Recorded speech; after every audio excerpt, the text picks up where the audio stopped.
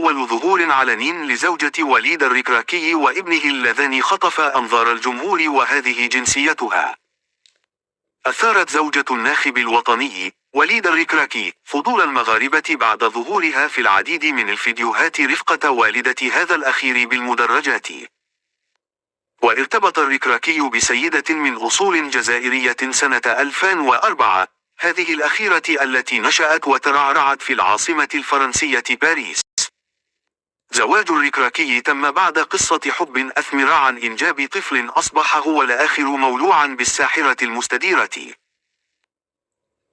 ويحرص الركراكي على إبعاد حياته الشخصية عن الأضواء وعدم إقحامها في مهنته، غير أن حضور والدته لمبارياته بمعية زوجته التي تدعمه في المنافسة العالمية كانت سببا في تقريبها من المغاربة.